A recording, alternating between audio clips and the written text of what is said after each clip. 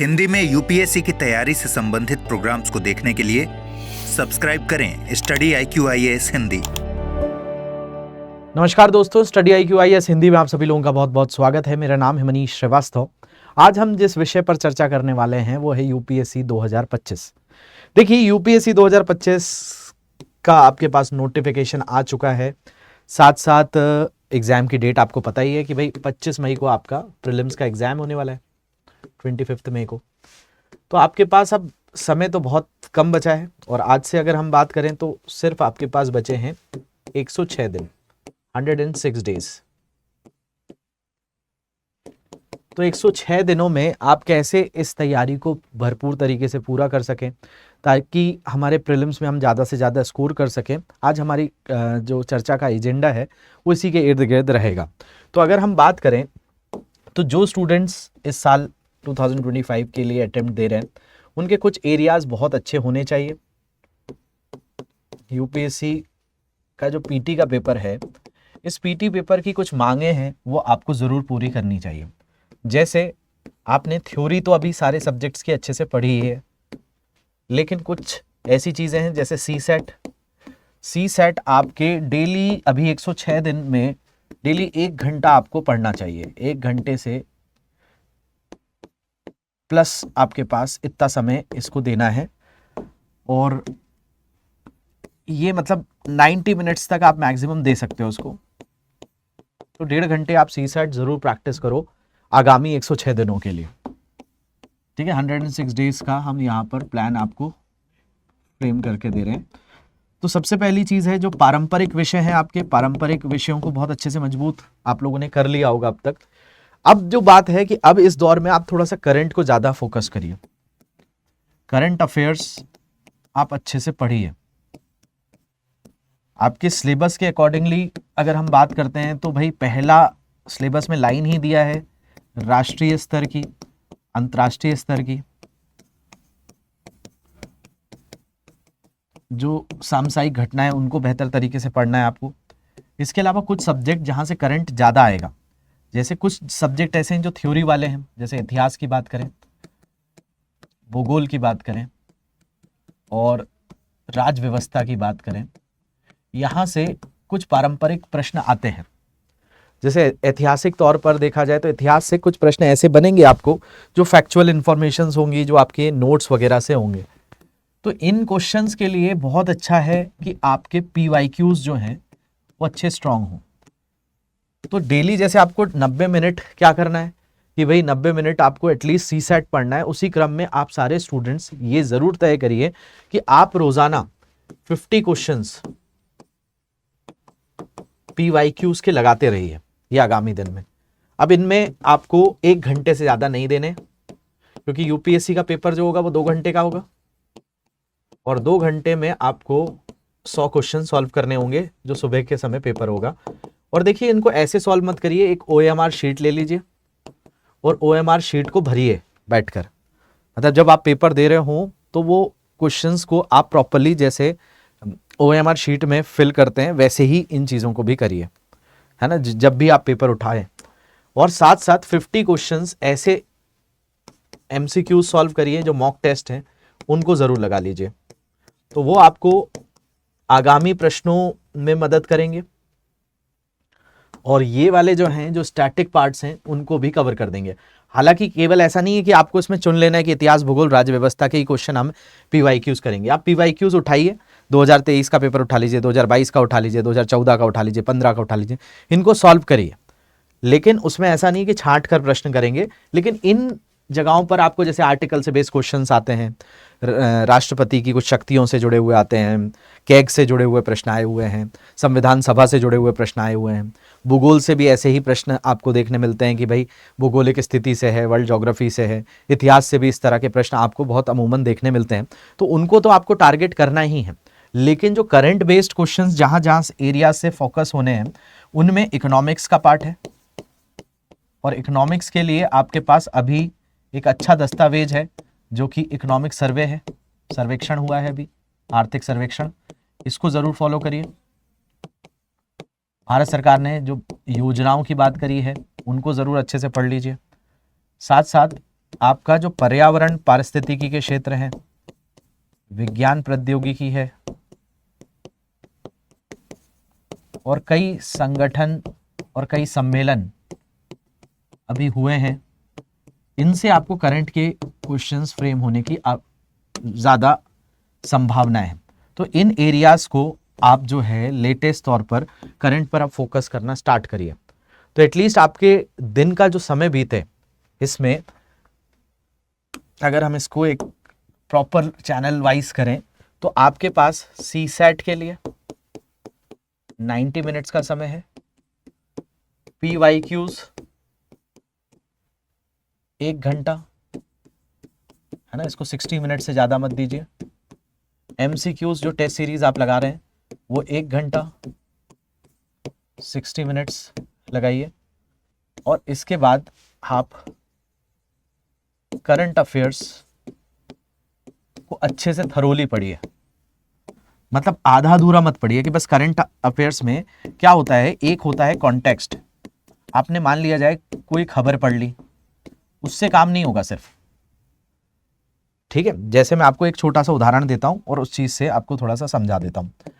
जैसे मान लिया जाए अभी रिसेंटली एक आर्द्रभूमि चर्चा में आई है, जैसे शक्कर कोटई वाइल्ड लाइफ सेंचुरी है, ये चर्चा में है क्योंकि इसको नया आर्द्रभूमि के तौर पर शामिल किया गया है। तो जब आप पढ़ रहे हो शक्कर कोटई के बारे में, तो भाई ये कहाँ आती है, तमिलनाडु के अंतर्गत आती है, ठीक है। ये कहाँ किस एरिया में आएगी, तो तमिलनाडु में आएगी, ठीक है। इसको जो वर्षा मिलती है वो अभी मिल रही है उत्तर पूर्वी मानसून से,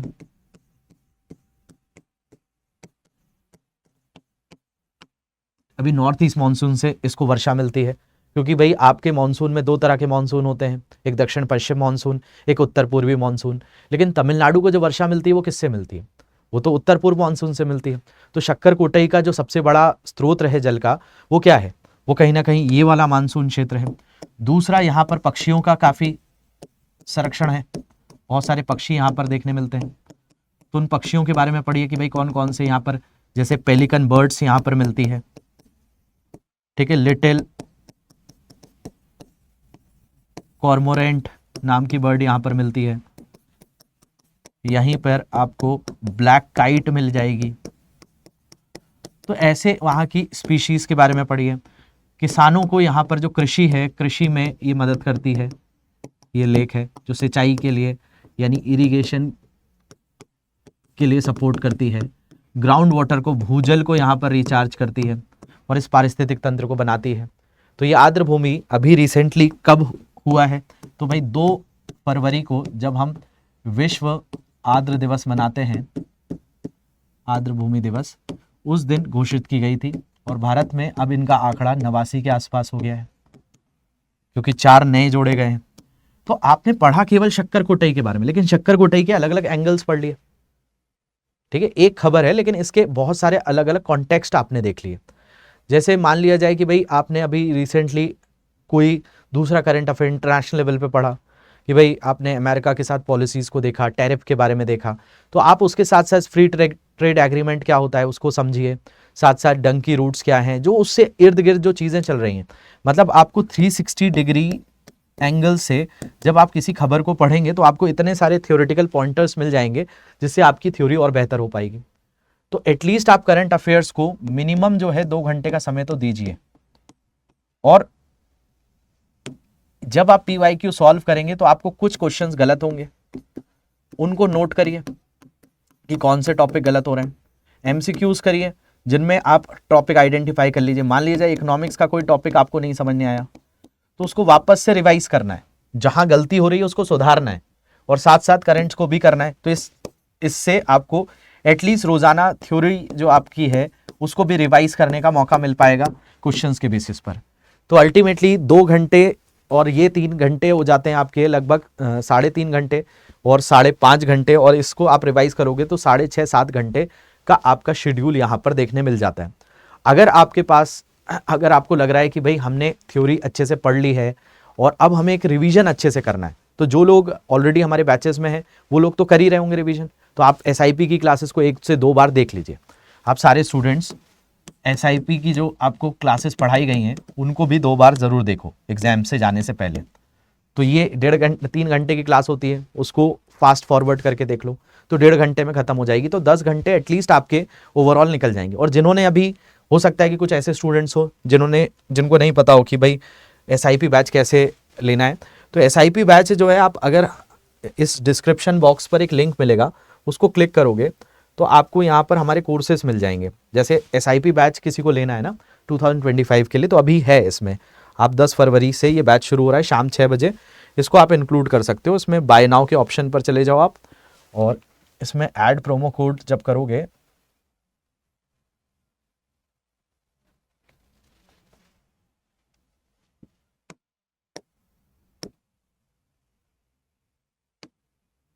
ठीक है, यहाँ पर ऐड प्रोमो कोड करने पर ये मनीष लाइव आप यूज़ करोगे, इसको अप्लाई कर दोगे, ये फीस हो जाएगी 3,999। इसमें आप इनरोल कर सकते हो ये बैच। इसमें आपको 250 घंटे की लाइव क्लासेस मिलेंगी, लेक्चर्स की PPT नोट्स मिल जाएंगे, CSET की वर्कशॉप मिल जाएगी, इसमें इंटीग्रेटेड स्टैटिक और करंट अफेयर्स की प्रिपरेशन है, और टेस्ट भी आपको इसमें मिल जाएंगे। तो ये सारी चीज़ें इसमें आपको आसानी से मिल जाएगी। प्रीलिम्स की टेस्ट सीरीज, SIP और कैप का मॉड्यूल भी मिल जाएगा।